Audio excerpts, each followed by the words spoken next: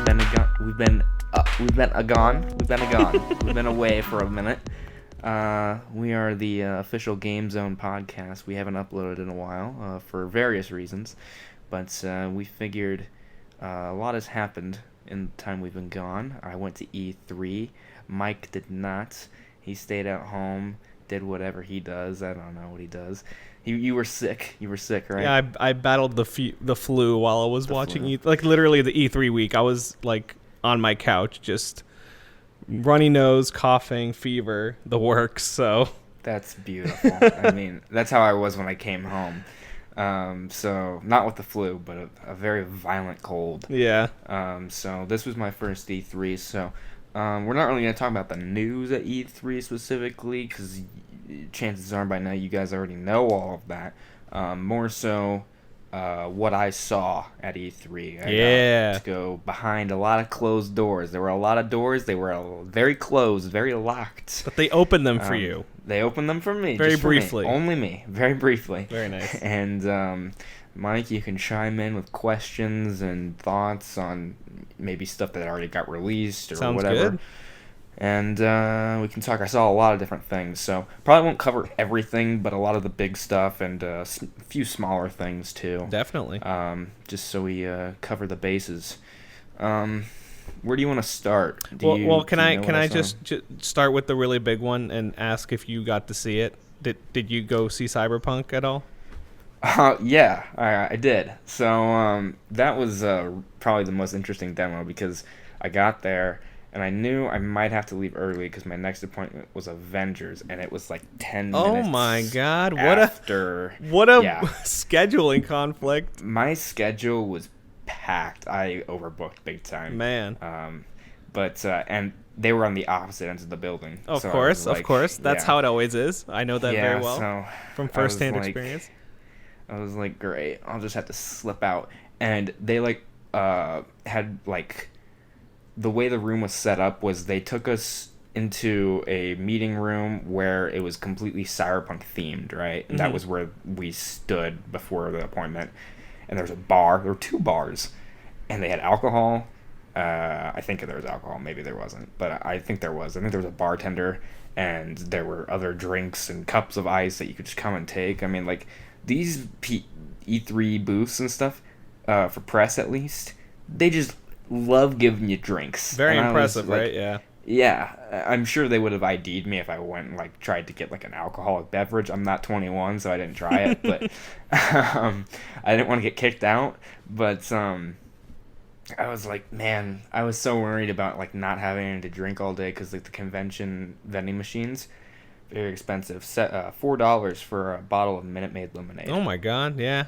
Yeah, ridiculous. So the initial just meeting room that they had where we waited was very cool, and they had the male and female protagonists standing there like cosplayers. Oh, very cool. Yeah, it was really cool, and they had lights, neon lights and stuff, and then eventually they took all of us into a room next door, which was pitch black, very big screen, and someone was playing the game, and it was a live demo. It wasn't pre-recorded, which was awesome. Nice, and I knew that because I'll get to that, but it was very interesting how I found that out. Okay. But I was really worried that I wouldn't be able to slip out of the room because there were people sitting on the floor, because I think they had kind of overbooked. And I was like, I'm gonna have to trip over some people, and I kind of did, but whatever. You gotta do what you gotta do, right? Worth it. Yeah. So, anyways, Cyberpunk, right? Any questions that you have before I just? So this year they probably focused, or at least going by the trailer we saw, they probably did use the male protagonist this time. Yes. Right? Okay. Yeah. Cool. Yeah. So last year they showed the female protagonist, and I guess they both go by V, right? Yeah. I'm not sure if you can change the name or not, but I imagine that is the kind of like how Fallout's the Wanderer or whatever, right? Got the it. Wastelander and stuff like that. I imagine that's kind of the default name. So give me some quick cool tidbits from what you saw. So we saw probably about 25 minutes of the game, and then the power went off throughout the entire convention center. Oh my god.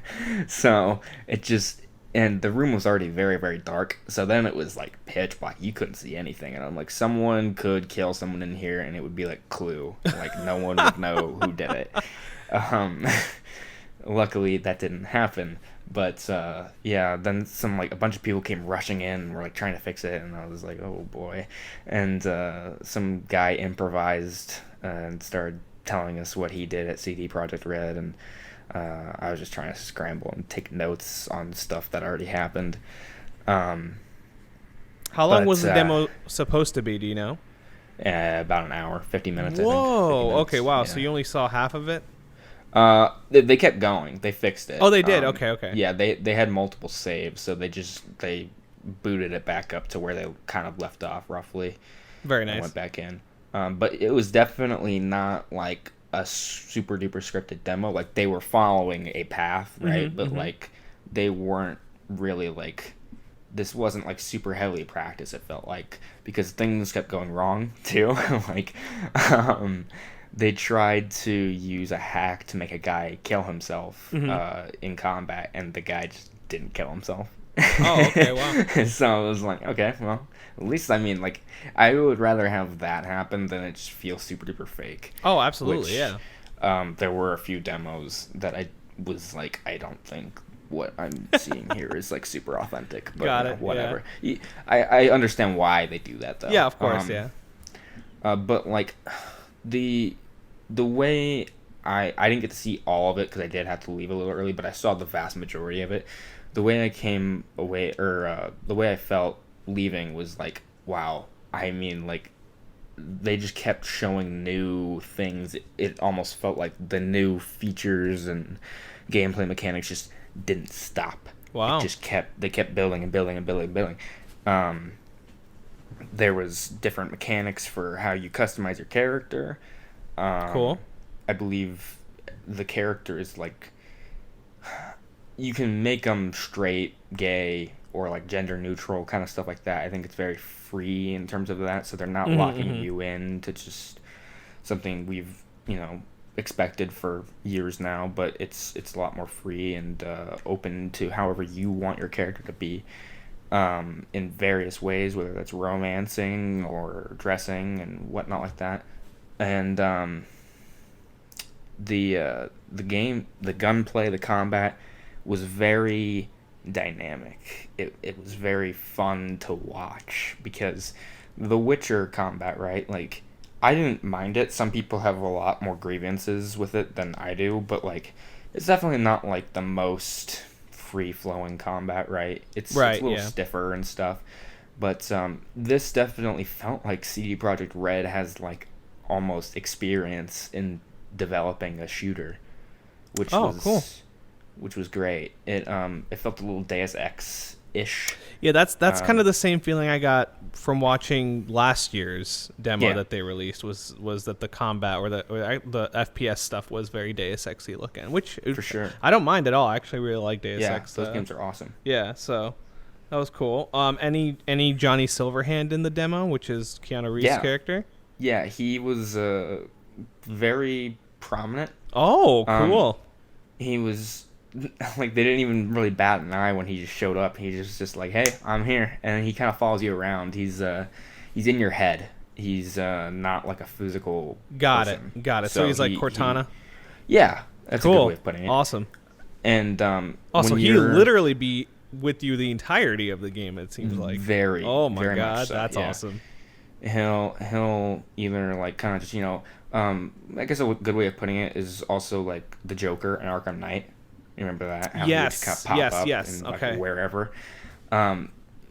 Your character sits down to talk with another character, and Johnny Silverhand shows up behind him. And since Johnny Silverhand is only in your head, no one else can hear him besides you. So he'll comment on the conversation, be like, "This guy's full of shit," or whatever, my God, that's and awesome. stuff. It's great, and he's like, it's not a glorified cameo for Keanu Reeves. He is a fully fleshed character. Yeah, I saw there was a the CDPR guy. I forget his name. I think one of the CEO or something like that did the did a panel with Jeff Keighley, and he said that he recorded like 15 days worth of audio for Johnny Silverhand. So that is absolutely insane. Yeah.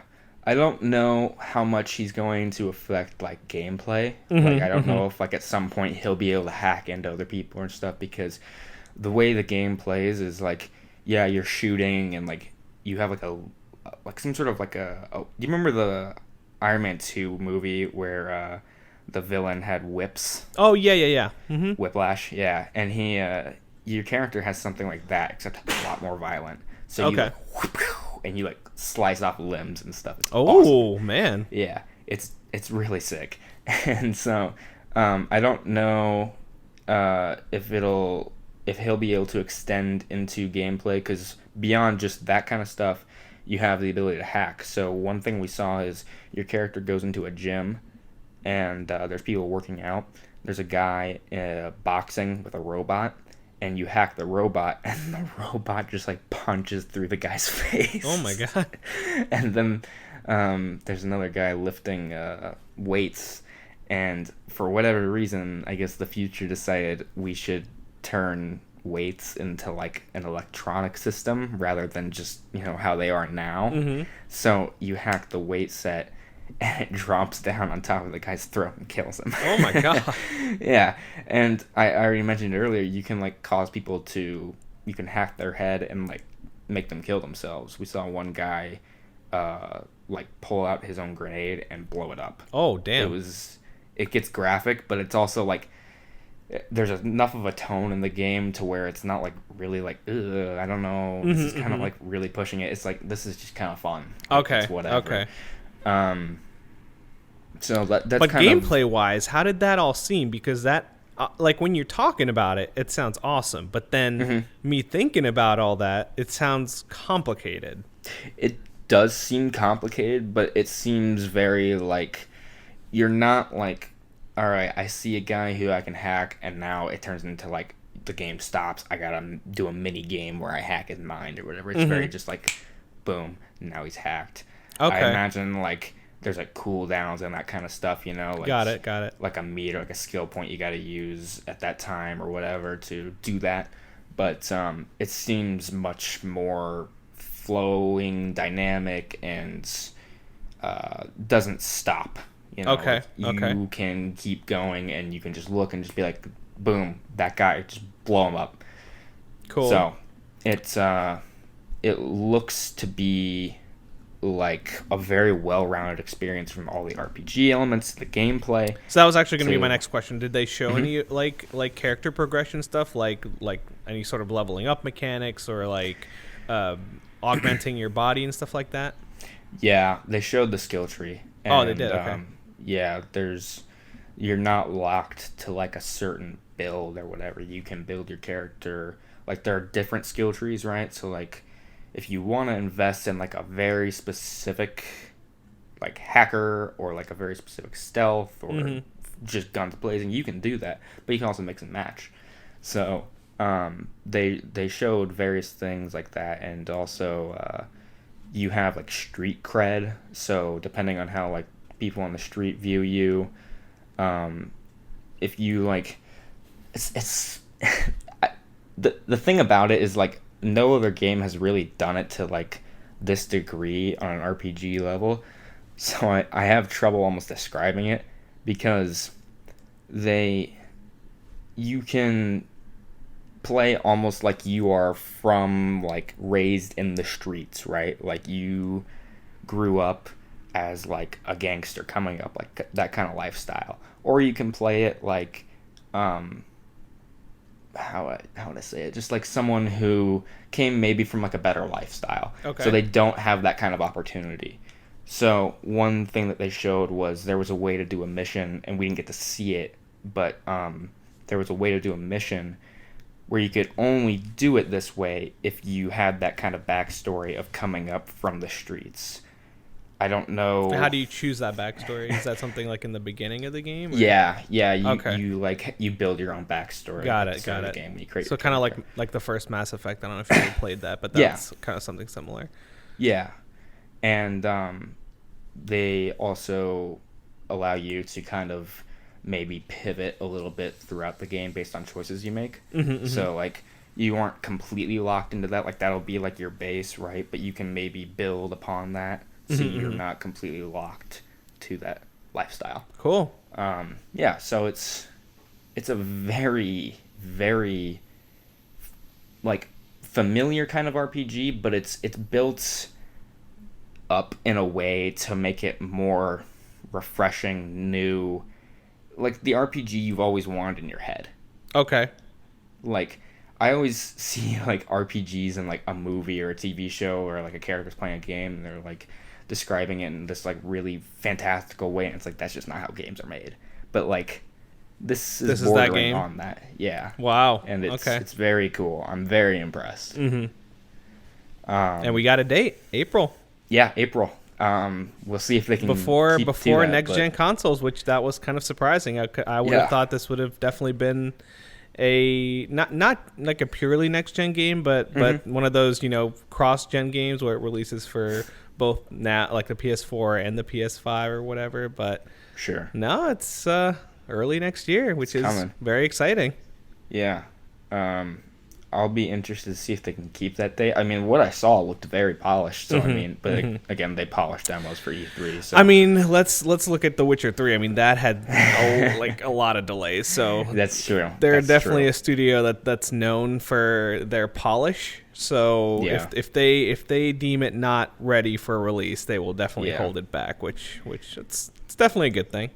But you also have to think this game got announced like just around the time of the new consoles coming out, maybe like a little bit before. I think it was a while. Yes, it was a really long time. I mean, it got announced. Well, let me put it this way: when I went to E3, I don't know what year I went. I think I went 3 years in total. And one of those years, when I went to go check out The Witcher 3, they already had that Cyberpunk 2.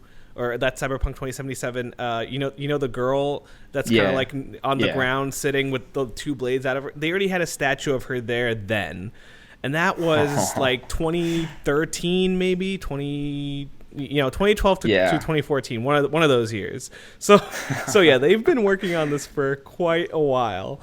So chances are you might be right that now it's just the finishing touches, and April might be that final date. So I'm crossing my fingers, but for sure. But it has happened with them before, so it wouldn't be too out of the question. I also completely forgot to mention there are vehicles in the game. So you have that car, right? We already know about the car, but you can get other vehicles. They said you can buy other vehicles, and we saw a motorcycle that he drove around on. Nice. So, and you can switch between first person and third person on that bike. I know there was some controversy a while back when they said like the game is a first person game, but it looks like for vehicles at least you can switch perspectives. Yeah, I sort of get like people's want for a third person game, especially if they're huge fans of The Witcher, and that has been historically a third person action series. But something about exploring that entire city like through the viewpoint of your main character sounds just so much more impressive to me than viewing it through a third person perspective. So I think that's why I'm personally excited for it being first person only. I mean, granted, okay, like yes, the choice would have been nice, so that way you appease both the third person fans and the first person fans, but just speaking selfishly from my point of view, I think having it first person is an amazing idea just for that like immersion factor alone.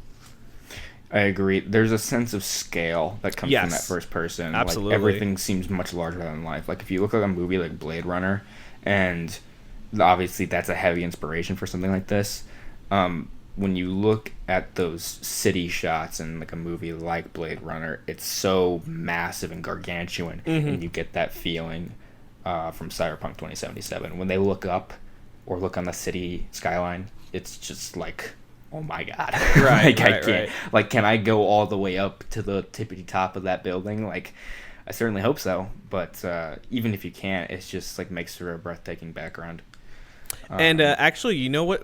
For anyone that wants to see what kind of difference that like sense of scale makes from first person to third person, simply boot up GTA 5. I'll agree that like first person GTA 5 is not the best way to play that game, like not at all. Sure. But like if you're just exploring that city, it is really cool. Crazy how different it is when you're from the viewpoint of your character instead of just playing it in third person. So I think that's like that's like a good way to kind of get a taste of what kind of difference that is versus playing it third person.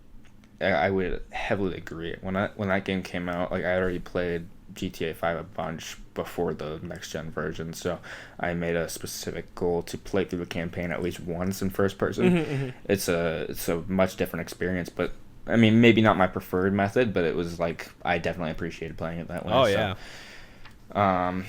Also, where to go? You can also use people as meat shields, so you can grab onto someone and they can absorb bullets for you. Nice. Which is violent but wonderful. So, yeah, it's just a much bigger, more fleshed out gameplay experience than something like The Witcher, which is more like, blocking, stab, blocking, stuff like that, maybe using a magic spell, but like there's a lot more going on here than maybe you would expect. Right, no doubt. Any other games you're like specifically? Well, you had also mentioned Avengers. Yes. Which I'm actually very curious because did you see gameplay for that? Yeah, we saw about 30 minutes. Wow. Okay, so let me just preface your experience with my experience because man, everyone watching that reveal at home or even there. Dude, disappointing as hell. Like, yeah, I heard that. I didn't get to watch it because I was busy seeing something else. Oh, okay. So yeah, the character models looked very off, and I'm not saying they have to look like the MCU guys. Sure. Like that's fine, but they just look very bad. So anyway, so the fact that like they showed that and then they didn't show any gameplay, and if they did, it was like very snippets. Very 5-second snippets of something. Yeah, not enough. Why didn't they show the actual gameplay? I have no idea, but I've heard that the gameplay was actually pretty good. Do you agree with that or? Yeah, I have a whole preview piece on it. Okay, but the experience. So what we saw was on the San Francisco Golden Gate Bridge. It's what they showed kind of briefly in the trailer. Like that inciting incident for the rest of the game.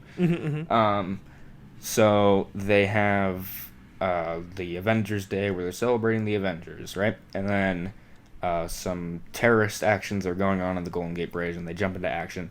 And the first people to get there are Thor and Iron Man. First character we saw was Thor, who plays a lot like Kratos in the new God of War. Which is what I kind of want from a Thor game. I mean, actually, that makes total sense, because when I played God of War, I was like, wow, this is like the perfect template for a Thor game. Yes.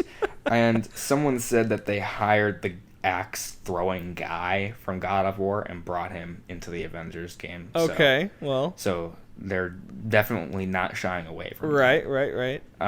And so he plays like a total brutish, like you would see him in the Avengers movie, where he just hits hard with that hammer, and then he can throw it. He can pin guys up against walls as like the truck pin or the hammer like holds them up against the wall or something, and then they're like just like, I can't move.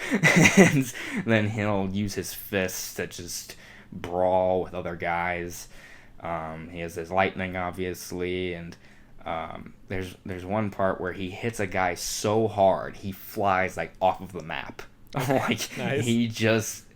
Thor was straight up killing people. Like the Avengers, like it's always been like a weird thing to me. Like there's some superheroes who are like, I don't kill, right? But like the Avengers kill people. Like, and these weren't like robots or anything. They were like guys with guns. So they're just snap. Okay. Yeah, just like these guys are laid out.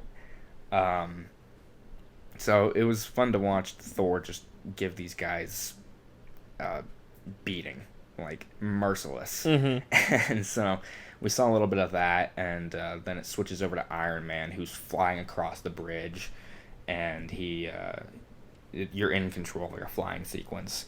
So he's flying through, and cars are like blowing up and like kind of flying towards him, and he has to dodge out of the way. And then there's other guys with like jetpacks, and he's shooting them down and stuff.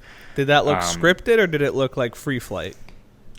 I think that particular sequence was scripted, but like there's something in certain games where like a flying sequence like that would feel like very tight, like you can't move very freely, right? But like he looked like he was moving quite freely, so I imagine like they're going to give you more opportunity to fly around with him. It's not an open world game, but there are it's like, not. No, it's like hub world and stuff like that. So like I think there will be freedom for him to move around enough to where he does feel like Iron Man, but not to the extent like you're going to be really high in the sky, dropping back down like Anthem or something like that. But Gotcha. maybe still, you know, you feel like Iron Man enough. Okay. And he's doing his whole thing, shooting his propulsors and whatnot, and then the Quinjet comes by and Hulk jumps out. He's Bruce Banner, and then he channels his anger and he jumps out, and then he transforms midair and lands on the ground. In the trailer, someone mentioned this to me, but in the trailer, you don't see the transformation. It just like hard cuts to him just being the Hulk, and it looks really weird. You see the whole transformation in the game. Okay. So it's not as jarring. And he's also just laying down the smackdown on these guys. There's a lot more chaos with him. He like punts a guy off the bridge. And he can also do this thing where he like you know how did you watch the Jedi Fallen Order demo? I did, and actually after you've finished saying what you're just about to say, I'm gonna use that as a quick segue, but go ahead. Okay.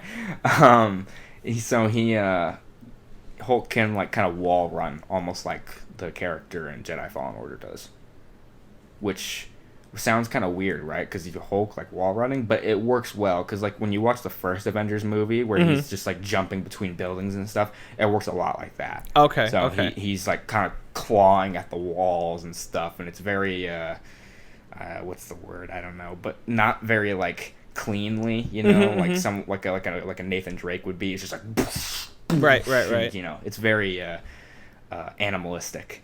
Okay. And so it works well. And then we also saw Captain America, who's on the SHIELD helicarrier, and he's throwing his shield around and stuff like that. A lot more acrobatic than the other characters.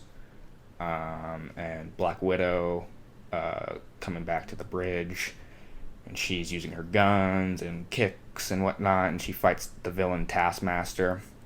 Oh, cool. And there's a little mini boss battle between them, which isn't like the greatest thing in the world, but it was like, yeah, I get it.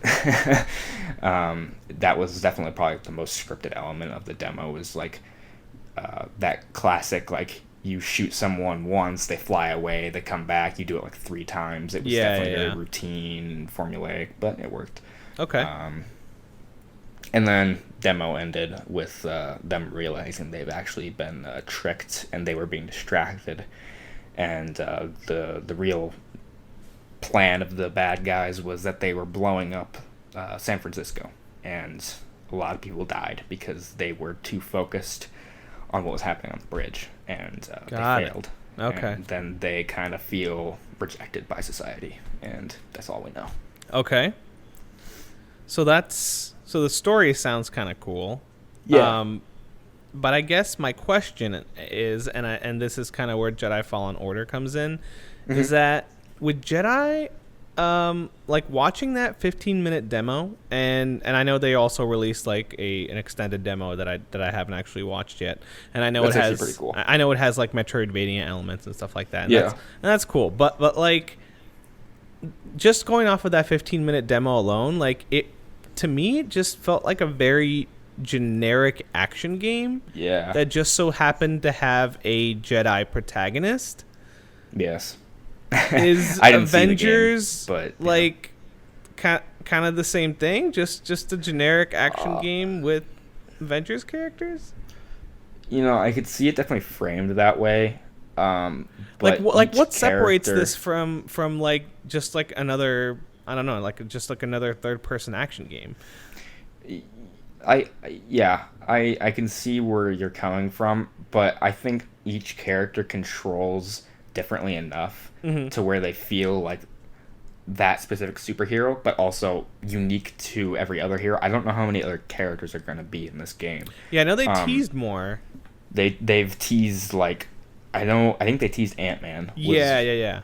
But and there will be more beyond that. And some people have said Miss Marvel might be the little girl that's narrating the trailer. Okay. I don't know if that's true, but so I don't know how diverse it gets when you add in all those characters. Mm-hmm. But with the characters I saw, it looked like a lot of fun. Okay. And all right. It looked definitely like I remember back in the Xbox 360 era, they released a bunch of MCU video games. They had a Thor game, they had an Iron Man game, they had a Captain America game, and they weren't good. All bad. Oh my god, all bad. Yeah.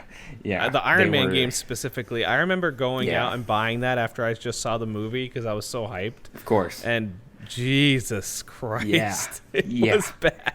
Yeah. So it didn't feel like that. Okay. It felt like a AAA experience where it almost felt like a bunch of different games mushed into one, if that makes sense, gameplay experience wise. Like when you play a third-person action game like God of War, and then you move to, I don't know, like Spider-Man, right? They feel different. Those characters control differently, and you got that vibe from the Avengers game, except it's all one complete experience. Okay. My other question, and I don't know if they spoke more on that, but from my impression, from what I've heard, is that this is supposed to be kind of like a live service game. Is that? Yeah.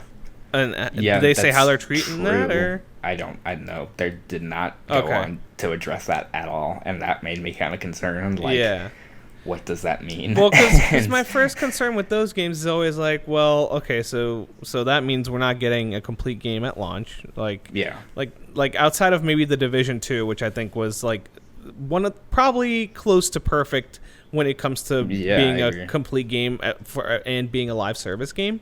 Mm-hmm. But like, historically, everything else, like, Jesus, an Anthem for sure, sure. Missing stuff, Endgame's not there, promises not kept, and stuff like that. So those are the red flags that always pop up when I hear live service stuff. So that's why I was curious, like, what are they planning on doing with this? Especially since you said it's not even an open world game. So how would that even work with this game? I don't really get it. I don't know. The structure of the game is just like the biggest question mark to me. Is it multiplayer?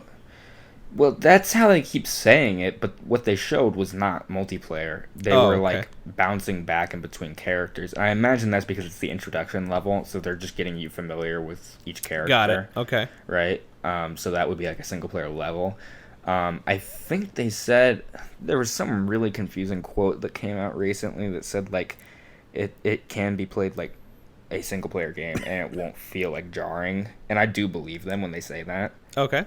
But I don't know what that game even looks like in a co-op way, and I don't know how that looks long form, like what the narrative is, because when you talk about narrative experiences that are long form, like a Destiny, you're not like you want a good story, right? But you're also like, it's not like there's a big world out there and it's gameplay heavy. But when you're playing with Marvel characters and they have this rich history of comic books and movies, you want to be able to have a deep story with those characters that goes and it is extensive and enjoyable. But I don't know what that looks like when in history with these live service games, Destiny has like a few cutscenes that are just like really disconnected and weird and not engaging at all. I mean, they're investing in good talent. Like they have Troy Baker, Nolan North, Laura Bailey, and various other actors. So I don't think they're gonna waste them. But I can't help but feel hesitant in some way, just based on the structure. But I mean, like I said, what I saw, just what they showed on at least a single player level looked really good. Yeah, I'm hoping that they release that footage because I feel like a lot of people are probably on my level right now where they just saw that reveal and it was just, yeah. Oh, it did leak? Yeah. Oh, it did. Okay. And like good quality or? I have no idea. I didn't watch it. Oh, you didn't watch it? I saw the game. Yeah. Oh, true. Okay, I'll have to see if I can check that out. Yeah, because that's like the one question mark that's like bothering me about that game is I just want to see how it plays. Because so far, just from that reveal, it was just not impressed at all. Yeah, I remember before, for like the last few years, there's been rumors of what this game is. And like the live service thing was a big rumor going in. Right. While it's true, I was like, oh God, I hope this isn't like a DC Universe Online scenario where you create your own superhero and like you're taking quests from Batman or whatever. Like, it's like, no, I want to play as Iron Man. Like, that is what's interesting. Not right. Fucking the guy with like really weird colors and a cape and like sunglasses. It's like he looks like he got his outfit from the trash. Yeah, it's just so jarring. So I mean, it's true. Thankfully. When they said live service, I immediately had the same thought. I thought, okay, you're probably playing your own character, collecting costume pieces, going to be able to customize your character. Ugh. But yeah, so this at least sounds better than that. But again, like, can they deliver on that? And will it be fun throughout its live service lifespan or whatever? So we'll see. I hope so. And they'll have a beta before the game comes out. So smart. I imagine that'll be used to try those live service elements out and prove that there's something there. And like that's another game that's been in development for quite a while. I don't think they would really release this if it wasn't something that they felt confident in. Well, Anthem was released, so that's EA. That's true. That's true. Square Enix is usually pretty good at delivering. That's true. I'll give you that. I mean, like they've had a couple misses, but usually when they have those like core teams like a Crystal Dynamics who's working on this one, like they're usually like, do not release this until it's in a quality state. Right. I have hopes. Cool. Any other games? I mean, those were the two that were kind of, I wanted the most information on. So I guess it's whatever you want to talk about next. What were some of your favorites that you saw there? Dying Light 2. What was that? Dying Light 2. Oh, really? Okay. Yeah. Wow. Yeah, I didn't expect that either. Yeah, but you're not. But you're like, that's apparently like a lot of people are saying that about that game. Yeah. So that's actually really cool. That game was not on my radar whatsoever. No, neither. I mean, I liked the first game quite a bit. Same. But like, I think after playing the first one, I was just like, I don't know if I would ever really be interested in a sequel. But a lot of good buzz. It was definitely something I knew I would play again, but it was like I'm not like chomping at the bit for more because it felt like a little clunky and stuff. And it wasn't like super smooth. This is like so smooth. Nice. Like, I didn't get to play it, but they showed 45 minutes of it. Oh wow! And it was like, we are going to prove to you that we can make like a really fun and smooth experience with all these very, very complicated mechanics. Like, so you play as a guy named Aiden, and he's infected in the city. I forget what the city's called. And he is it the same location as the first game? No. Oh, okay. Different. Okay. No. And it takes place like quite some time after the first game. Oh, okay. Someone asked like, hey, will there be like connections to the first game? And there will be connections, but it seems like they're keeping it pretty loose and just like, so it's in the same world, and fans of the first game will be able to have that connection, but it's not going to be like this is like direct sequel, all those events play into this. But it'll play heavily into that lore, I think. Got it. Okay. So the demo we saw was these group of survivors have their like little base or whatever, and the main character walks outside as a like rival group pulls up in a van, and I think they're making some sort of a deal their water got shut off. Your water got shut off, so they need it back on. So they're making a deal. Things go south, gunshots go off. You're not down there, so you hear the gunshots. You run down there, and you jump off of like a high platform, and you land on top of a guy, and violent, dying light action happens where, you're slicing off limbs and stuff like that. And it's very gory, but fun. And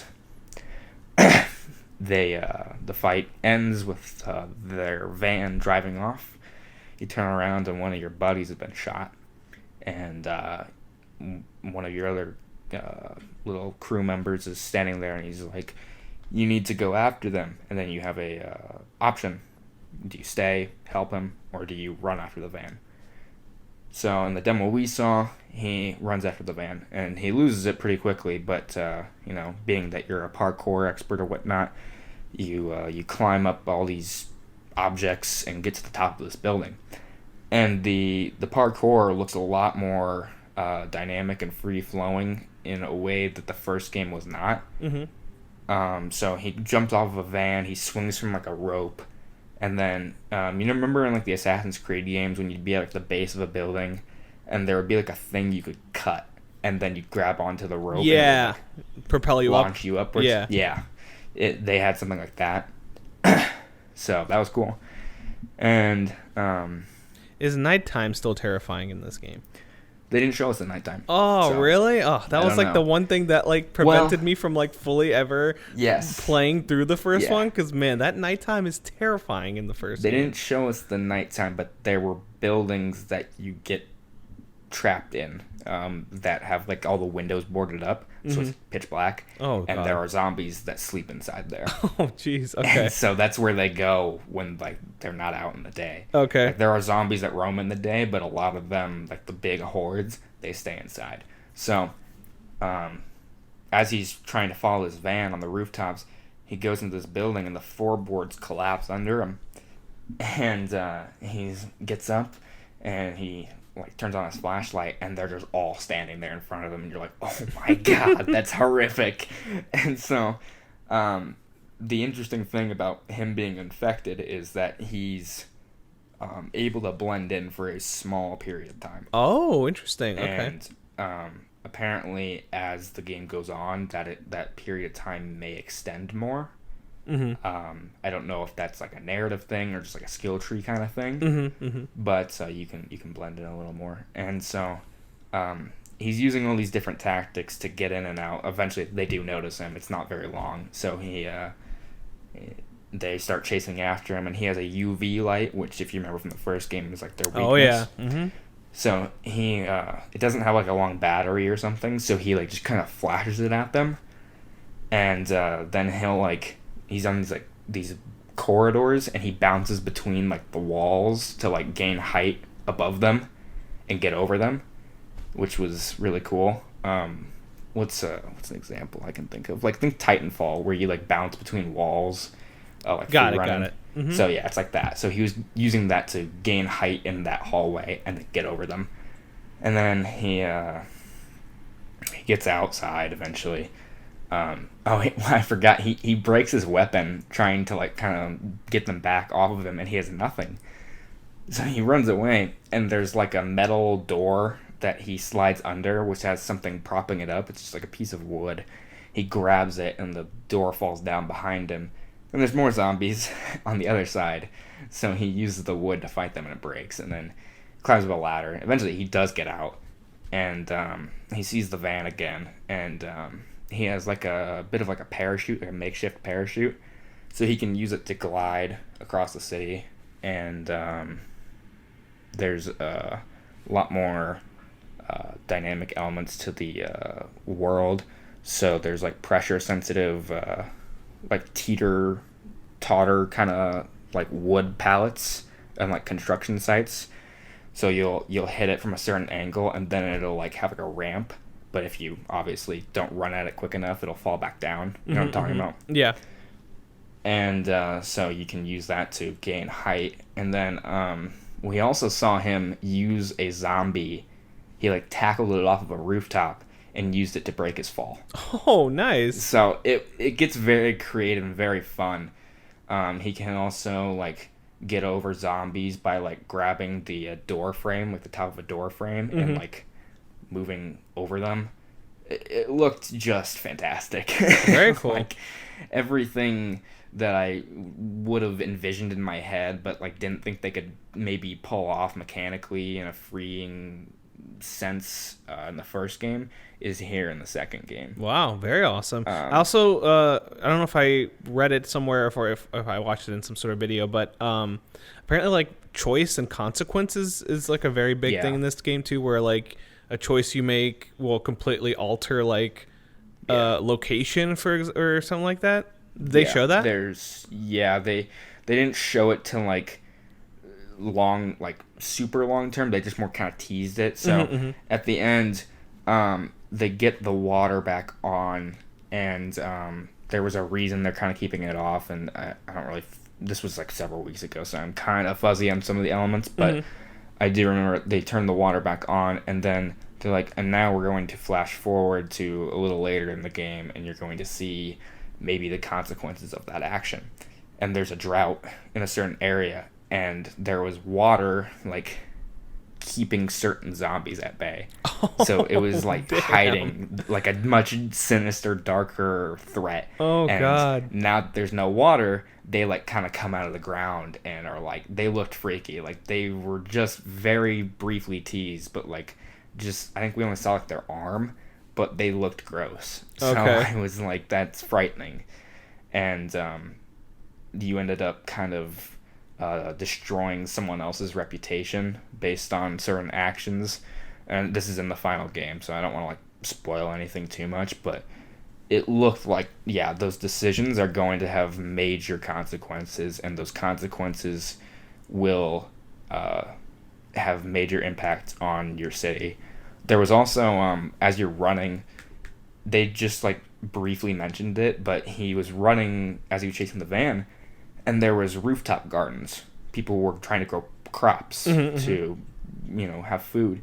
Apparently that's completely dependent on how the city is thriving. So that could interesting. Look like garbage, maybe, like could look terrible. It could be prosperous. So looked very interesting. So mechanic wise, it sounds very sophisticated, but this game sounds like my literal nightmare, though. Yeah, like I said, like I didn't have many expectations going into it, and I was like, this is my favorite game I've seen at E3 probably. Wow. And, I was like, I cannot wait for this game. And it comes out in spring. They didn't have a date. Okay. But yeah, a lot of spring 2020 releases from E3. Yeah, but lots to look forward to. So that looked great. Another game I saw, Call of Duty Modern Warfare. Oh boy, okay. I got a lot to say about this. I'm a big Call of Duty fan, and I'm a big Modern Warfare fan. And they showed us the demo that they showed several weeks ago to like the reveal event people. Oh, got it. Okay. So it was like an hour and a half presentation, not an hour and a half of gameplay, but like probably 30, 40 minutes of actual gameplay. It was 2 levels. Do you know what these like are? Have you heard about any of this? No. Okay, so the first level, you know what like they're going for with this Call of Duty though, right? Like more grounded. Yeah. But so is it rebooting the Modern Warfare franchise, or is it a sequel, or? Yeah, it's a whole reboot. Okay, because like characters from the franchise are in it, right? Like Soap is in it, right? Or something like that. Well, they haven't confirmed that, but no? Okay. They definitely teased it. Okay. Captain Price is in it for sure. Oh, okay, Price, yeah. Okay. And they were like, so since we're like rebooting this and acting like nothing ever happened, it's the way I describe it is like a different timeline. Oh, okay. So, Captain Price exists, and it allows them to bring back characters who have died, like Ghost and stuff like that, and maybe reinterpret them in new ways and do new things with them and tell new stories. So they're not restricted by any means based on past games. And and they're using that to tell a more realistic story. So obviously Modern Warfare has been known for being like a summer blockbuster-esque kind of Michael Bay story, right? This is much more methodical, serious. We are trying to play off of elements we see in real life. Got it. I have nothing against that. I think if done right, that's very interesting, and I like those kinds of stories. They definitely wanted to pull from something like Zero Dark 30 or Lone Survivor, and I think even specifically noted that when I was talking to them. So you definitely see that inspiration of it being much slower, thoughtful, and not, you know. So got it. The demo we saw starts with a terrorist attack in London. There's an explosion, and a group of Tier 1 operators led by Captain Price are tasked with finding the people who did this and seeing if there's any more threats and eliminating it. So they go to these like London townhomes and they raid it. They stack up on one door, and another group goes in through the window, and they come in from all angles. And they have a very like, let's take this calmly, seriously, slowly approach to it. And they bust open this door and they shoot out all the lights. Or no, they don't even bust it open. The door's already open, and there's these people in here talking. And they're like, all right, on your go. And they are aiming at the guys, and then they go. And then they shoot out all the lights, and then they shoot the guys. It was very interesting. It's very tactical. And it's very brutal. There was a guy laying on the ground, and he was aching in pain, and just like completely merciless, thoughtless, just bang in the head, done. Dang. It's violent, and you kind of go like, Jesus, like this is not your Modern Warfare 2 driving in a boat down waterfalls, shooting at helicopters, Call of Duty anymore. And they keep moving through this house, and they talked about how they designed the house as a 1-to-1 scale of a house. Like usually when they design levels in a game, things are bigger to feel more comfortable to move around in. In this, they were like, no, we designed this house like completely 1-to-1 scale, so the hallways are just as tight as you'd expect them, and all of that. The stairs feel according to what they would look like in real life, and so are doorways and stuff like that.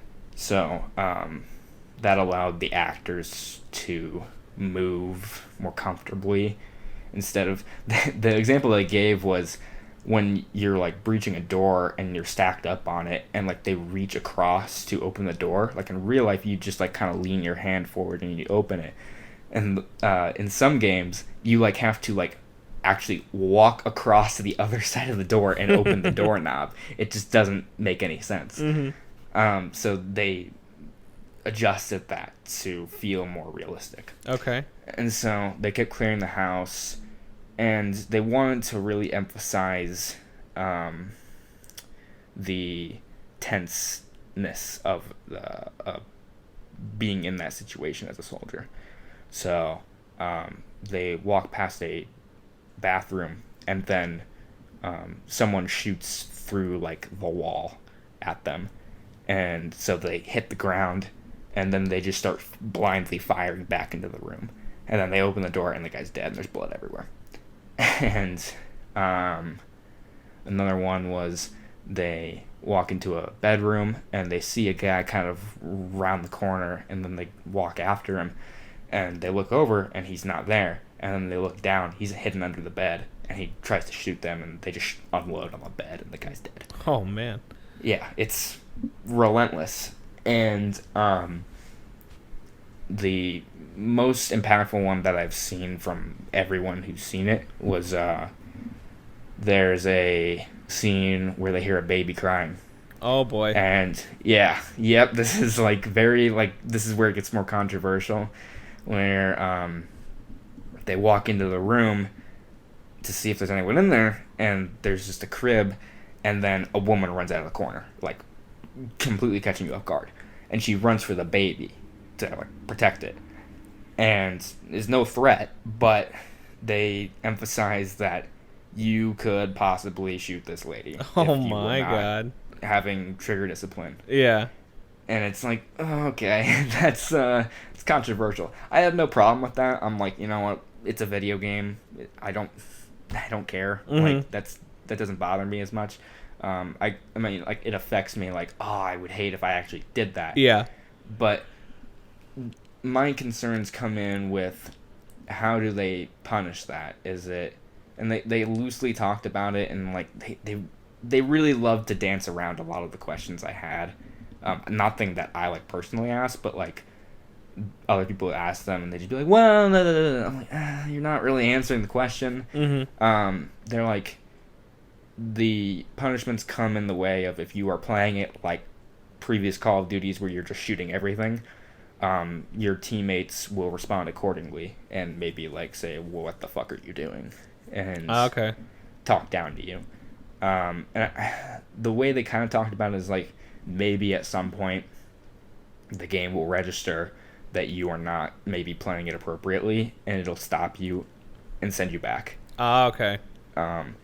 But it's also like, is that, with this kind of game where they're trying to send this message of realism, putting in the shoes of a soldier, having these horrors of war, is slap on the wrist, try again, really the right message? Yeah, it's tough. It's tough to say. Yeah, and they want you to have like emotional reactions to your consequences and actions and stuff. But if I were to shoot that lady with that baby, and I would go, oh, I didn't want to do that, I can just pause the game, hit load last checkpoint, be back like 2 minutes prior, not do it again. Yeah. And so there's a narrative dissonance that happens like with all of this, and they didn't let us play it, so like maybe it's something that I just need to play before I can really be like, you know, and mess around with all of the different systems at play to really get a feel for how punishing or not punishing it is. I think the narrative they're trying to push is interesting, but they also, in the demo we saw, they never had a instance where they shot someone and like they didn't pose a threat. So it was just like every time they did shoot someone, every time that there was a threat, they shot them. There was only that one lady with the baby who wasn't a threat, and they didn't shoot them. So I had no way to gauge like what happens when you shoot someone who doesn't have a threat. Got it. It's just very bizarre presentation. Maybe it's just a game that doesn't demo very well as it should. Yeah. Especially the second level they showed us, which was set 20 years ago in the Middle East. You played a little girl. Were you gonna say something? Well, keep going, because I do have a question regarding the actual gameplay. But yeah, keep going. Okay. Keep going with this one. You play as a little girl in the Middle East, who ends up being a soldier in present day, and you play as her. But this is like her origin. She's, when we find her, she's trapped under rubble, and these people come and they rescue her, and they pull her out, and then they pull her mom out, and her mom's dead. And it's like, wow. Ooh. Yeah. And then her father comes and is like, where's your brother? And she's like, I think he went home. And he's like, okay.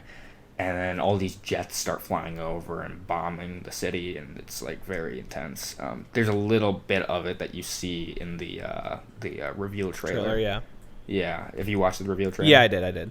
You know that part where you're like looking at like a guy, I think he's like a beard, and like a big burst of air comes through and like blows everyone back. You remember that part? That's when that happens. Got it. So he picks you up and you start running, and they walk past this crowd of people, and some trucks pull up and they start killing everyone. And it's like, That was probably the most uncomfortable I got, because it definitely borders on like mass shootings today, and hearing like the gunshots and the screams. It was just like, oh, that's definitely like where I was like, oh, this is gonna be something that really makes people uncomfortable. Yep. And they're not shying away from being controversial, and okay, depending on how they execute this, could be good, could be bad. Yeah. And they have talented people. They have people from like Naughty Dog, and like obviously Infinite Warfare's campaign was great. So they're not incapable of doing this, but I also just like fear that maybe they don't execute it properly and it just goes horribly wrong. So they get home and they find the brother, and he's like, all right, we need to get out of town. He hands them cell phones, and he hands the brother a gas mask, and he's like, all right, we're getting out of here. And someone comes in through the door, and it's a Russian, and he's like there to kill them. And this guy someone pointed it out to the developers, and he's like, this guy is just like generic stereotypical Russian bad guy. He's like got like ripped shirt sleeves, so he's like really beefy and muscular, and he talks like generic stereotypical Russian. And it was like really jarring for like the tone they were going for in the game. And him and the dad fight. Dad dies, and then you have to play this game of like cat and mouse through the house, where you're running through vents and stuff to get around him, and you find like a knife and a screwdriver, and you stab him. Ooh. And but you don't kill him the first time. You do this 3 times. And it's that thing again, like I talked about with Avengers, where it's very video gamey, and it especially stuck out in this game because it's like, oh yeah, okay, this is like, it felt like there are levels in certain Call of Duty games that stick out more than others as being like very video gamey, and they break that immersion like significantly, very jarring, and this was one of those moments, right? And so eventually they get him, they grab his gun, and this being a little girl, she pulls the trigger, she's using an AK, and the gun just like flies upwards basically. She can't control it. So that was a nice touch. It's very detailed. And they grab his gas mask, and then they do this typical Call of Duty stealth mission where you're walking past guys in corners, like just trying to sneak past them, not alert them. It was very slow, and I was like, all right, come on, get on with it. And it wasn't very tense because it's just like, it's something I've seen time and time again in a Call of Duty game. They have that level like at least once in every single Call of Duty game. I'm just kind of sick of it at this point. And eventually they're about to escape, and they get ambushed, and then demo ended. So I don't know what happened beyond that. Got it. Okay, so my question is, and I don't know if you can answer this based on just the 2 levels that you saw, but does it seem like this game is less run and gun like the old Call of Duty is, and this is more tactical, like you said? Like, are they trying for like a more slower based shooter, or could it just been like that mission? I think it's gonna be a mix. Okay. I think it'll be. I don't think it's going to be like a punishing gameplay experience where like if you run out into combat you'll get shot like twice and you're dead, right? Like it's not gonna be like that, I don't think. But I think the one thing I could relate it to would be like, are they trying to be like a Tom Clancy based kind of shooter? Is that what they're kind of going for? There's some semblance of that. I think it'll be like a mix of Call of Duty and a Tom Clancy kind of experience. Okay. One interesting they talked about is that depending on who you're fighting and who you're playing as, you're going to have different experiences. So if you're playing as a tier 1 operator where you have all your tech and the best guns and the best gear, you're going to have a significant advantage over like rebel fighters who are just sticks and stones basically compared to you. But they also said that if you are in like their territory, they're going to know the land better than you. So they'll be able to move around you and use that to their advantage. So they had the way they painted it was they had like a graph and stuff of how they wanted you to picture it. So like if you are tier 1 operators against tier 1 operators, you are on even playing field. No one has the advantage. If you are tier 1 operators versus rebel fighters, you have an advantage, but you still don't have like complete advantage because you are in their playground. They know what they're doing. And if you're playing as a rebel fighter, because you're going to be seeing all different sides of the war, they said they don't want to have bad guys. There's no Makarov or anything like that in this game. It's much more like black and white, where you're going to see all angles. So you'll be playing as rebel fighters too, and it'll be much more guerrilla warfare than say, just having grenades and chucking them. You'll have traps, and you'll be flanking, and you'll be doing all sorts of different tactics to get the advantage. Got it. Okay.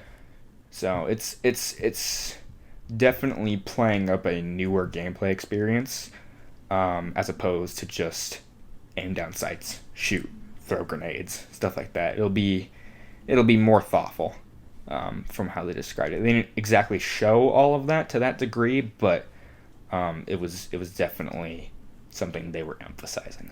Okay, that sounds cool. Yeah. There was something else I was gonna say. I don't remember what it was.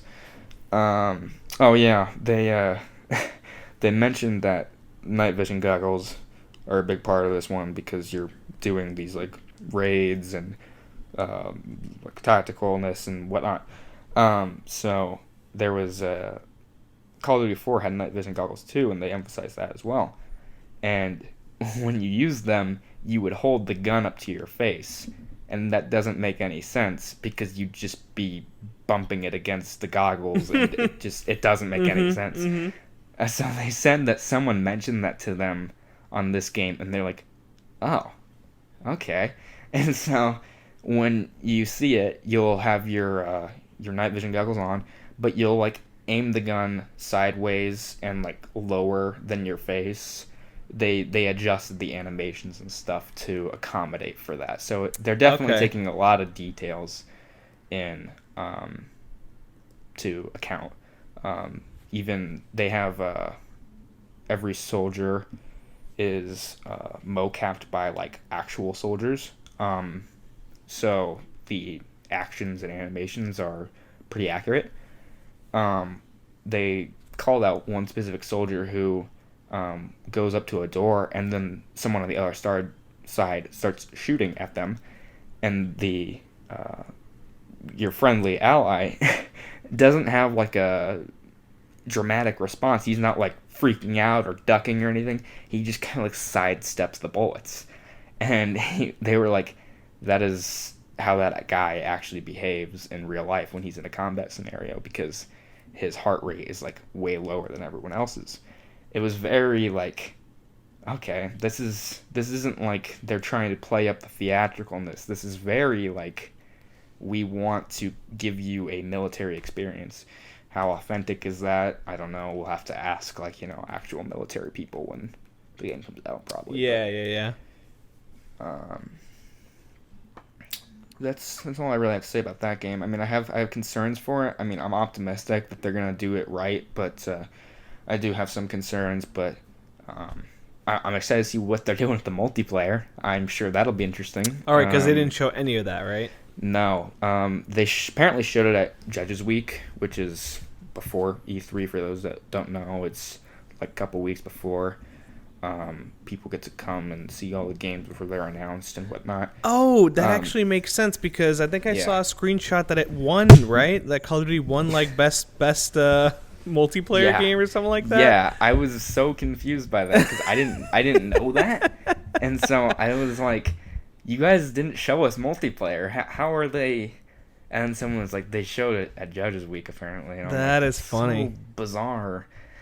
All right, whatever. I mean, the game comes out in October, and these marketing cycles on these games are pretty quick. So yeah. I imagine within the next probably August is when we'll see multiplayer. That's usually when they do it. Yeah. And interestingly enough, they haven't announced a beta which they usually do. Like when they announce the game, they'll be like, and there's a beta coming at some point. They right, didn't announce right, a beta for this one, so I don't know if they're doing one. I would assume whenever they show off multiplayer, that's probably the first time they'll talk about a beta. Yeah, you have to imagine. You want to talk about some like smaller stuff? I was just gonna say, like, rapid fire some smaller stuff you saw that you thought was cool. Saw Tropico 6. Okay. 6, right? We're on 6, right? I believe we're on 6. Yes. Okay. Yes. Tropico 6. I actually like have a very loose history with that series, where I like play it with my friend and we just try to do the most ridiculous stuff we possibly can. Mm-hmm. And go to war with each other and whatnot. It's definitely like quality of life updates to the game. Like they're adding new, like they have bus stations and new systems in place to give the game a lot more convenience and stuff like that for the player. Okay. And they have like heists and different stuff that'll be happening in the game that looked really cool. They handed me the controller at one point, and it's been so long since I've played Tropico that I was like, what do I do? Oh, you played this on console, or? Yeah, I didn't actually end up playing it because I was just like so overwhelmed because they just gave me an island and they're like, go, and I'm like, that's so like, I really appreciated it. I'm like, thank you, but like, oh, that's like so daunting to me to do it like right in front of the developer and just be like, I don't know what I'm doing because it's been so long since I've played, and there's all these new things and I don't know the controls very well anymore, and so I just handed the controller back to him and he showed some more things, but yeah, they have like a clock system in the game so that people like factories and stuff will not operate if there's no one there, and so there will be employees who work on a schedule, as well as they'll just like skip work too, which is cool. There was a guy at the rum factory who went to the bar, which I found really ironic. He skipped work to go drink. So I thought that was funny. I saw this game is out now, but The Sinking City. You familiar with this? Sounds familiar.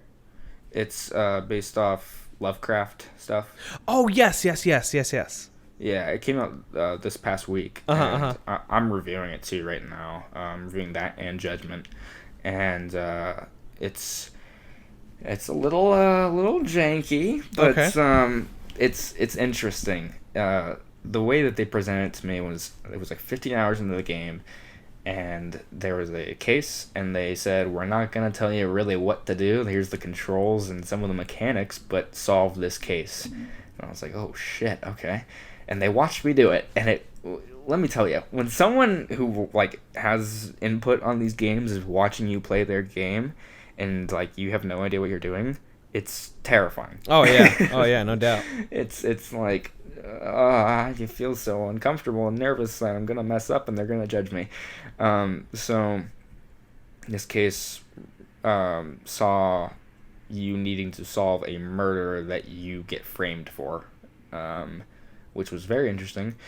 And you had to do a lot of different things where you use evidence and corroborate it by using all sorts of different sources of information. Like you can go to the newspaper and go into their archives and try to cross-reference evidence with different times in the newspaper. So like they might have an article about someone, like a famous person, and they have a quote that is relevant to this case, and you need to find it based on various different variables. They sent me there. They told me you should go to the newspaper, so I did, and I was unable to actually solve whatever element was relevant to the newspaper thing, but they said you can actually solve this case a different way too. And so I was like, okay. And so I took a look at my evidence and saw that I could go talk to someone else at their house. And what's actually really interesting too is I wasn't just like given a marker of where their house was. It was like they're in between this street and this street. So you have to like look at your map, look at all the different districts, and then find the streets, and then pinpoint exactly where that street would be, and then go house to house. This is the sinking city? Yeah. Wow, I had no idea this game was that in depth. Yeah, it has a lot of depth to it. They definitely wanted to give you like a very authentic detective experience, as opposed to like LA Noire, which is one of my favorite games, but like it's still a lot more handholdy. It's all right, you talk to this person, they told you now go talk to this person, and then you just keep running down the list until you have enough evidence to like bank on someone else. Yeah. There's a lot more elements at play and layers, and you're constructing different crime scenes and how the crime played out. This is a very budget game, so you have those like Fallout-esque Horizon Zero Dawn conversations where you're like talking to people whose faces don't move very much, and got it. Their performances are very dry, and you're like, oh god, I don't know if I can actually take this for like 30 hours is how long the game is. So I'm like, oh, this might be pushing it. But so like those performances and conversations, which you're doing a lot of because you're a detective, are definitely like not the greatest, but with the budget they got, they're doing some interesting stuff. The city is like flooded because of supernatural events, so there are parts of the city that are completely underwater, and you move over them by boat. And I saw something in the help menu of the final game where you can get like diving gear and you can go beneath the water. I don't know what's down there or why you would need to do that, but I imagine that is a significant part of the game. Okay. But a lot of the game, like the detective stuff, is like above land and, moving through buildings and talking to people. And there's creatures that lurk in the city, like in alleyways and stuff, and they'll attack you. And it's a weird twist on like a detective story. Like this, it's very much like a old school noir kind of tale with a supernatural backbone to it, which is it's interesting. Okay. I'm still playing it, so I mean, I'm not like red hot on it, but like there's a lot of interesting things about it that keep me from wanting to like knock it too hard, because there's definitely a lot of passion and heart put into this kind of a project. Yeah, you got to kind of put yourself in that mindset too. Yeah, with the budget and restrictions that they have, it's like there's not many games out there that are like it. And I love a detective mystery game that really challenges you, as opposed to just being like, there's a mystery, here's like A, B, like, choose between one of those two and that's your answer. It's like, no, we're gonna give you like a ton of information and you have to work it all out. I like a really good detective game. Okay, so yeah. This gets close to it with what they've got. Very nice. Yeah. What else? I saw Borderlands 3. How was that? That's actually something I'm very much looking forward to. It's really fun. Yeah. You got to play it? Yeah, Oh, I cool. played it. Yeah, it's really fun. Shooting is very, very fun. Very, did they have sliding in Borderlands 2? See, I can't remember because it's been so long since I played the second one. Yeah. I want to say no, but I'm not sure. I know they didn't in the first game. So I'm just going to say they didn't in the second game. So, like, there's a lot more movements. Like, there's a lot more verticality, too. Like, you can climb up stuff, get the flank on enemies, and slide around into cover. And you got your super abilities now. Like, the character I played as, like, a mech. They could climb in and have like a minigun and a flamethrower and grenade launcher. So I mean, it was like a 15-minute demo. It wasn't like super story heavy, so I don't really like have a lot to say beyond gameplay. I'm gonna assume you didn't get to like travel between the planets, did you? No, it was very linear. Okay. Yeah, see, that's like the one thing that I'm sort of very excited about because, historically the first two games and even the pre-sequel and stuff like that was always just one location. I mean, granted it was on that same planet, but like I'm just so pumped that like they're letting you explore like different planets on this one. And in that trailer and I think some of the gameplay showed like that like Metropolis area, like the very I want to see that. Oh my god, looks so good. Like that's the stuff I'm excited for. So. Yeah, what I saw was more traditional Borderlands, like in the outskirts kind of areas, like going through like a cave. Mm-hmm. It wasn't really a cave, it was some sort of like outpost. And then you fight a boss at the end who's using like sound waves against you. He had like speakers, big speakers around the room. And you had to like, they would move or they would be used against you in like certain succession. So if you were on the right side of the room and the speakers went off, you had to move away from it very quickly, otherwise the sound waves would like propel you. It's very interesting boss battle. I can't even describe it. And there were minions trying to beat you up while you tried to shoot the boss and stuff. Everyone who I've heard said like, oh yeah, and they gave us a bunch of guns. I was like, I had like 2 guns and like they were like very typical like default guns. So I don't have any way to like talk about, Borderlands is all about bajillions of guns, right? Like I don't really know what that was in this game. Oh, okay. I imagine like it's Borderlands, right? You know what to expect from that kind of thing. They'll have lots of cool guns, but I mean, what I got was very basic. It was shotguns and stuff like that. They were fun to use though, like gunplay wise, like it felt very good. Oh, so good. I have, as someone who doesn't really like playing Borderlands, like because it didn't really click with me all the time, gameplay wise. Like I was like, I will play more of this when it comes out. Nice. So, yeah, I was sold on that. What else? I saw Lego Star Wars, the Skywalker saga. Oh, that's right. Yeah, that my preview article is doing huge numbers on the site with that. I don't know why. Everyone was like really interested in that game particularly for some reason. Interesting. Okay. Hear about that. I don't know. They've like completely revamped like how those games work mechanically. Oh, really? Shocked me.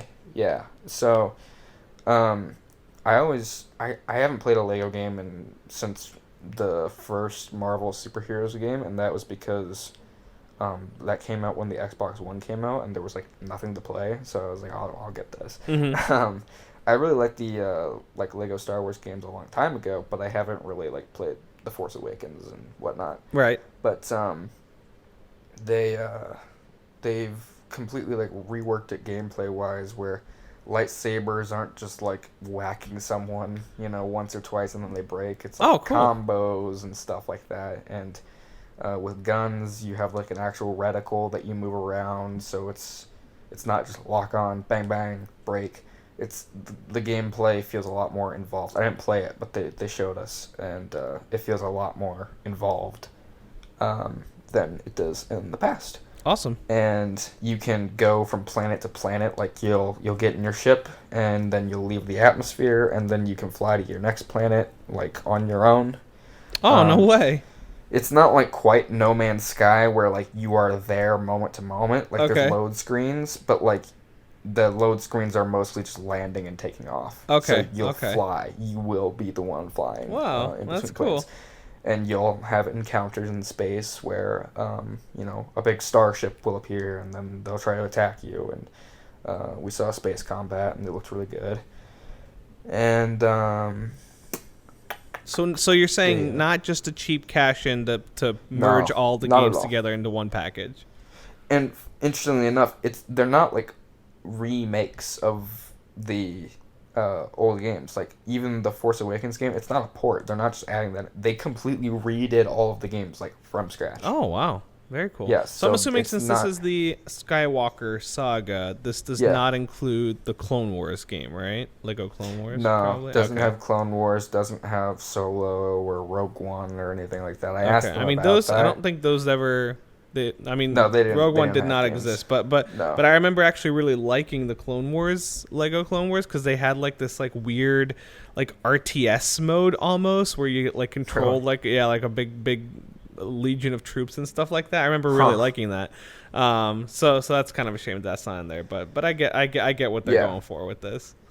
Yeah, it's just episodes 1 through 9. Yeah, and I asked them, like, would you add in Rogue One or Solo? Like, I know those never got games, so I asked them, like, would that happen in the future? And they're like, I don't know, but probably not. Okay, okay. So it seems like a one and done kind of thing for them. Yeah. This was, but it, what they're doing with it is very interesting. Like I said, they're not remakes or remasters of the games. They are like completely new experiences. So, okay, cool. That looked awesome. Trying to think anything else like you can think of while I look at my schedule here and see. Yeah, I'm trying to think. I mean, did you get to see maybe Final Fantasy VII in action, like actual, like playing it, or? Funnily enough, someone from like PR before E3 was like, "Do you want to come see an unannounced Japanese Square Enix game?" And as far as I know, there weren't any like unannounced Japanese games that they announced. This was just their way of like not telling me it was Final Fantasy VII. So I told them no. Yeah, it's weird because that was definitely announced. Yeah. But they did the same thing with Avengers too. Okay, they said it was an unannounced Square Enix game, so I was like, okay. But I told them no because I didn't know what it was, and I don't really like Japanese games like all that much. Like, okay. I have specific ones that I do like Final Fantasy, like Final Fantasy 15. I dug.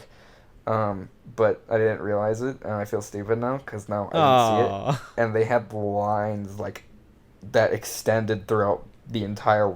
I think it was in the West Hall or maybe it was South Hall. I don't know, but whatever hall it was in, there were lines. Just you had to get a ticket at the start of the day, and it would tell you come back at this time, and you can see it. Damn, I believe it. I totally believe that. And like they sold out very quickly. You didn't have to pay for it, but like if you took it, you had to be there very quickly to get in on that. Mm-hmm. So yeah, I saw the Dark Picture. Do you know what that is? Dark Pictures. Dark Pictures. Oh, is that it's the Until Dawn studio? Man of Medine or something like that? Yeah. Does not explain look that to me real quick because that's like one of those Until Dawn games, right? Or yeah, well, it's made by that studio. Oh, okay. Yeah, Supermassive. Yes, Supermassive. Okay. They I don't really know what the plot of the game is other than like it's like a home invasion kind of story. Oh, okay. Where you're on a boat and then some like I guess earlier in the game you might upset some boat people who then come back and try to hurt you and do bad things to you. Oh boy. And there's maybe like a supernatural element to it. I don't know. What I saw was the like the home invasion aspect, so it was very like kind of real. But it felt not as good as Until Dawn. Maybe it was just the demo, but like all the decisions didn't seem as like butterfly effecty as Until Dawn. It didn't seem like anything mattered like a ton. I didn't care about the characters. The performances were off. Especially like there was a moment where they were showing us like a preview of the game before they let us play it, and whereas Until Dawn characters would keep talking while like you had like an option to make like a dialogue choice, everything just went silent and they would wait for you to talk, so there would be like these huge pauses. And then, it seems like a step back. Yeah, it was a huge step back, it felt like. Huh, okay. And that comes out in August. Oh, wow. I don't know how to feel about that. So you're not that impressed? No, I wasn't impressed with that. Okay. I saw the Dragon Ball game. I don't know anything about Dragon Ball, but I played it, and it was really fucking cool. Okay, all right. Yeah, that's what I wanted to hear. I was especially like, since you have nothing to, like no knowledge of Dragon Ball, so that's good news. Zero bias towards the series, but like it was just like, hey, it was just you're playing as. Is this Goku? Okay, this isn't. I was gonna say Naruto, but that's a different series. Ash Ketchum. Oh boy. So he's like fights. I think is his brother or something. Yeah, Raditz. Yeah. That's who it is. Yeah. And so he's having this like huge like Man of Steel-esque fight in this like field, and he's throwing them through cliffs and boulders and just boom, boom, boom. It's like, this is awesome. I mean, that's the anime, man. Some guy like who worked on the game like was like, did you like it? And I was like, I've never really like looked into Dragon Ball very much, but I kind of like this. So he's like, you should watch it. I'm like, I will. That's hilarious. And yeah, I mean, like it's like it felt a little stiff at times, like not like super easy to control, like especially because they're like in the air and like floating around and stuff. So yeah, I think that's kind of the whole series problem in general. Like the past fighting games too, the whole air combat and then the switching from air to ground is kind of awkward too. Yeah, so, it's not the smoothest experience, but like when it flows and works right, it's like super fun. Okay, and you only play as Goku, right? The entire thing is as far as you know. As far as I know. Okay. Yeah. Okay. Cool. What else? I saw Doom and Wolfenstein. Okay. I mean, yeah. Those, what you expect. I was gonna say, yeah, those the gameplay trailers looked pretty amazing. So I'm assuming the actual games are probably gonna be great as well. Yeah, I don't really need to say much about those other than like Doom plays like a fucking dream, and I can't wait to play that game. In November. I almost asked them if I could play it again because I was having so much fun. Wow. Yeah. High praise. Yeah, that was so fun. And the Wolfenstein one was the co-op one, right? Yeah. Yeah. I played with a guy who I don't think was like super familiar with the series. So I had to like kind of wait around on him and stuff, and I was very patient with him. He was a nice guy, so I helped him out, and I had to like, there were platforming sections where we had to like climb upwards, and I would have to be like, all right, now go this way. Yep, that way. And so it was a little slower than I would have liked, but it was fun. Okay. There was a boss battle at the end that was like surprisingly difficult, and he wasn't the best at the game, so he struggled a little bit, and that made it even harder. But I was like, we fist bumped at the end and we cheered. Nice. We were very supportive of each other. So the co-op is fun. It's very fun. Yeah. Cool. Awesome. Played Monster Hunter. Oh yeah, Iceborne. Yeah, I didn't really care for Monster Hunter World when it came out, but now question: did you not care for it because you didn't give it a shot, or did you give it a shot and did not like it? I gave it a shot. Oh, you didn't like it. Oh, okay. Yeah. But for whatever reason, it clicked with me this time, and I was playing with Greg Miller from Kinda Funny and some other people. Nice. Foreign journalist, and I think the other person was from Capcom, or maybe it was just us three. I don't even remember. And we were slicing up this one monster, and it was really fun. You have like a claw, like a grappling hook that you can use to launch and like hang off of a monster and just dig right into them. What weapon were you using? Do you remember? I think I was using. They asked me what I wanted to use, and I was like, "Give me something fast." Okay. I think they gave me some like really quick like smaller swords or dual something. blades. Okay, yeah. I think that's what it was. That's a very good entry level weapon. Yeah.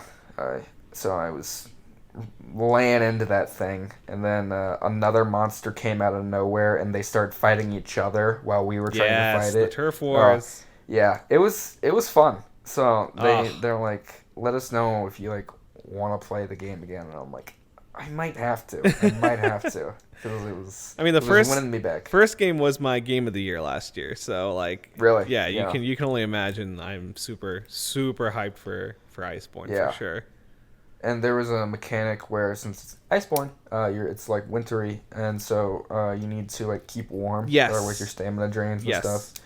But that was really like the only like mechanically thing about like the winter element that I saw. Not super deep, but like, you know, I like snow. I like looking at snow in video games, so it looked fun. Yeah, it's pretty. Yeah, it looked pretty. I'm trying not to go overboard on all this stuff, but a couple more things.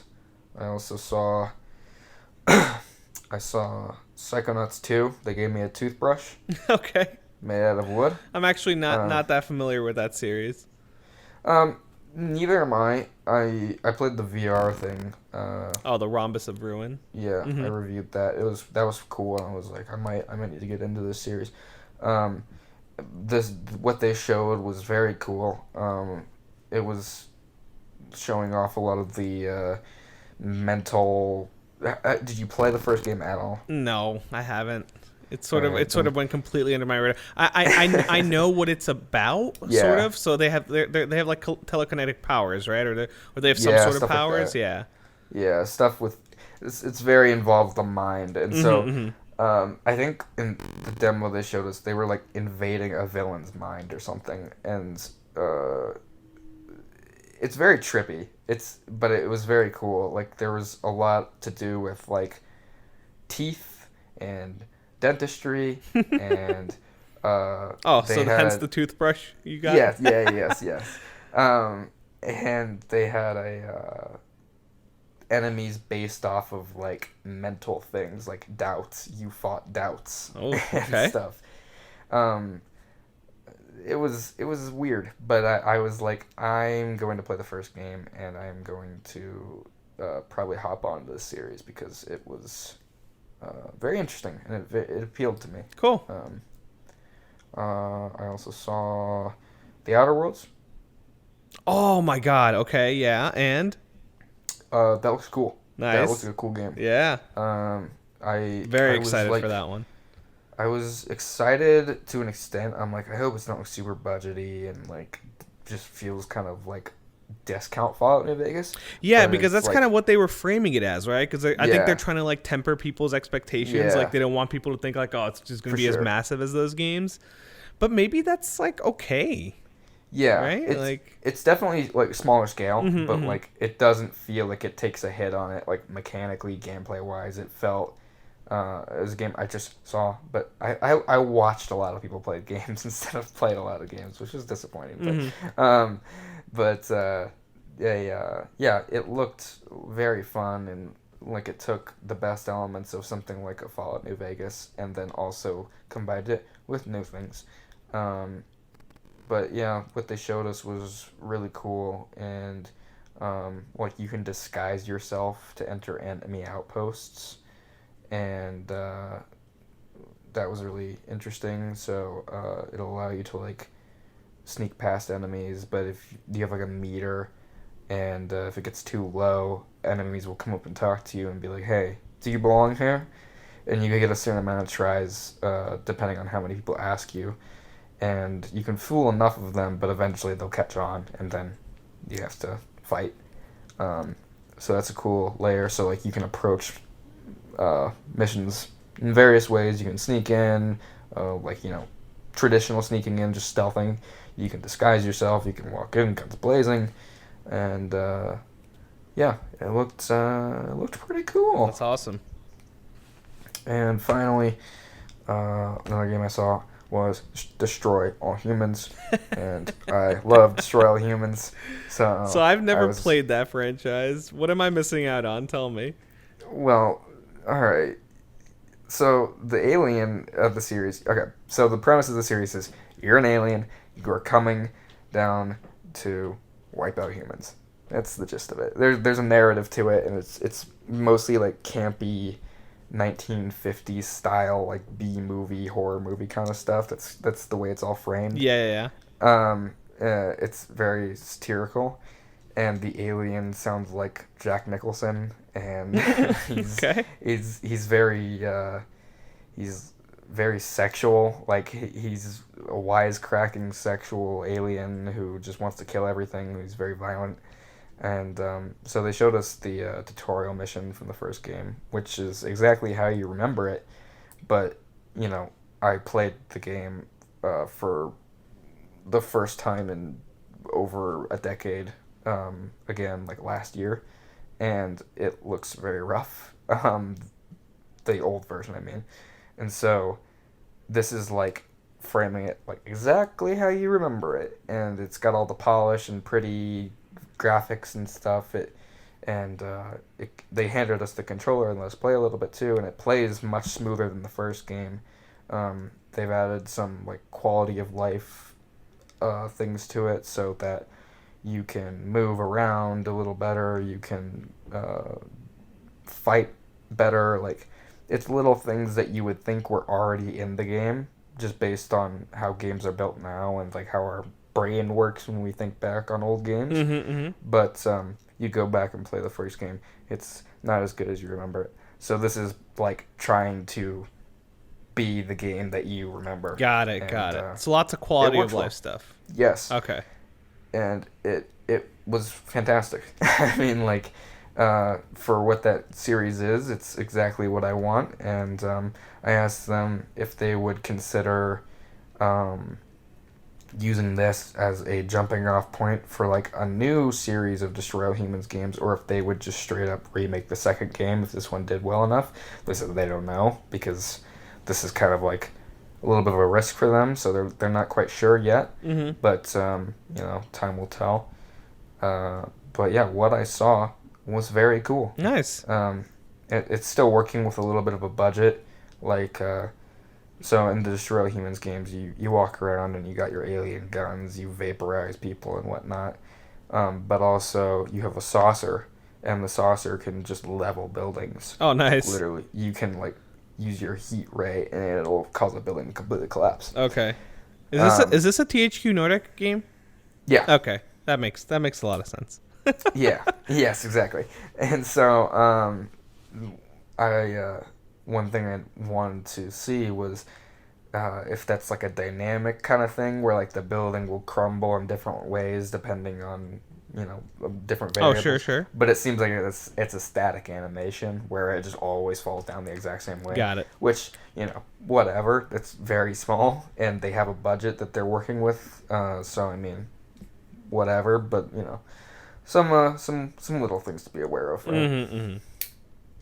Other than that, I think I saw Watch Dogs Legion, but I mean, like, I didn't play it or anything, and there's gameplay. I was gonna say, yeah, they actually showed kind of a lot of that, so, and it looks freaking great. Like when they said you could, recruit and be any NPC, I thought, oh, okay, it's like a buzzword, right? Like it's probably exactly. like a list of like maybe 30 that you can recruit. But like, damn, I think you legit can recruit anybody. I got that vibe too, and there's different things that they're doing to give it a lot more oomph than just like playing into that marketing buzzword like you said. Yeah. But like, I'm sure there's templates of NPCs, like, absolutely. They said there are. Yeah, they have to be. Yeah, for sure. I do wonder like how. When in the game will you begin to see repeating stuff, like is that like 10 hours in? Is it 20 hours yeah. Is it less? Like, it, depending on when that comes is what'll be like what makes or breaks that game. Yeah. If it's deep enough in, who cares? Because right. By then you've probably gotten your money's worth. Yep. But if it's too soon, But it looks great though. A little sad that it's next year, but yeah, a little shocking. Do they have a game coming out this like? I don't think so. Oh, Ghost Recon Breakpoint. That's right. I had the option of seeing Watch Dogs or playing Ghost Recon because I didn't have an appointment with Ubisoft, so I was just like, I'll make time during my day to go over and see their booth. And I got there first thing in the day, and I was like, I could see Ghost Recon or I could see Watch Dogs. I thought I was going to play Watch Dogs, so I got in line for Watch Dogs. Was not. There were so many PCs with Ghost Recon, and I could have jumped on one of them, but then when I left, there was just a line that was like 3 hours long, and I'm like, never mind. That timing. Yeah. So, other than that, E3 was fun. Saw a lot of interesting things. Got very sick. As one does, usually after these conventions. I've been there, so. Yeah. I'm sure I'll be back next year, and I'll prep more now that I know what I'm doing. Exactly. Yeah. So yeah, it was a fun time. I saw a lot of cool things. Got a lot of cool free stuff. Yeah, swag. I like that toothbrush. Dying Light. They gave all the press statues of the main character. Wow, very cool. That wasn't why I liked it, because like they gave it to us like afterwards, so I wasn't like swayed by that, but I was like, All right, I'll take it. And I'm so bummed out. They gave everyone who saw Cyberpunk these like dope bomber jackets. Oh, Have man. you seen these? That's cool. They're like reversible, so like one has like the like samurai logo or whatever, and then if you flip it inside out, it's like neon yellow and says Cyberpunk on the back. I didn't get one. They handed everyone a ticket that you had to redeem after you left the demo, but it was only like if you stayed until the very end. And I didn't bother to go back and like so I was like, fuck. I still have the ticket. I don't think anyone still has their ticket because they had to give it away. So I have the ticket. Email the PR person. Just show it. I should send them the picture of the ticket. Like, please send me a jacket. Those things are going on eBay for like hundreds of dollars. Of course. I think they said they're gonna be selling it like around the time the game comes out. Okay. Whatever. By the way, that demo will be released in August, I think. Yeah. So if you're wondering what that looks like, I think that was pretty much the same time frame that they did that last year too. Yeah. I think it's gonna be at like PAX or something. Mm-hmm. So, if you're interested, you can see it then. I think that about covers it. Unless you have anything you want to ask me. Nope, I'm pretty satiated on your E3 experience. All right, well, I guess we should wrap it up then, right? We've been going for almost 2 hours. Sounds good. All right, where can people find you, Mike? I am on Twitter, and it's just my first and last name at Michael Splechta, MichaelSplechta. And I don't even think we introduced ourselves at the start of the podcast. We didn't. Yeah, that's all right. But a little delayed introduction here. So I am editor-in-chief of GameZone.com, and you can find me at Cade_Onder on Twitter, at CADE_ONDER. Obviously, articles on GameZone. I have a few preview pieces on some of those games. I have Cyberpunk, Call of Duty, and no, I don't actually have Cyberpunk. I lied. I just covered what I could in the amount of time I had. It was overwhelming. The reason we did this podcast was so I could get all my impressions out for all these different things. Hell yeah. But Dying Light, Lego Star Wars, Call of Duty, and I think one or two other things. Very cool. So that about does it. We'll have reviews of Judgment coming this week and The Sinking City. We can actually probably talk about a little bit about that in the next week because I'm actually playing through Judgment right now as well. Cool. Good game though, right? Like it? Oh my god, yeah, it's great. Yeah, game's awesome. So we'll talk about that next week. And you think Matt will join us next week? Yeah, we'll see if he wants to hop in. Alrighty. Thank you for joining us. As always, stay tuned for more GameZone podcasts. We will be doing this more regularly again, I promise. Subscribe to the YouTube channel for whenever these go out. I'm going to try to get these more consistently because I'll be the one editing them now, so hopefully we can get it rather consistent. But stay tuned, and we'll see you next time. Alrighty, bye. Bye.